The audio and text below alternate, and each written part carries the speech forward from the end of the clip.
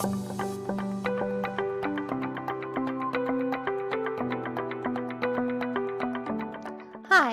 welcome to our Mautic CRM video series provided by Higher Education Marketing.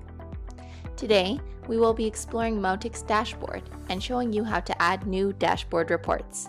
Let's get started. When you first log into Mautic, the dashboard is the first page you'll see. You can also navigate to it using the first button on the main menu. To add a new report, click the arrow button in the top right-hand corner of your dashboard to open a drop-down menu. Then select Add Widget to create a new report. You will then be brought to a form where you can name your report, select what type of data you want to track, such as recent activity or downloads in time, as well as adjust the size of your report through the width and height options. When you've finished your report, simply click Save and your new custom report will appear in your school's dashboard. And that's it. Now you know how to create new reports in your Mautic dashboard.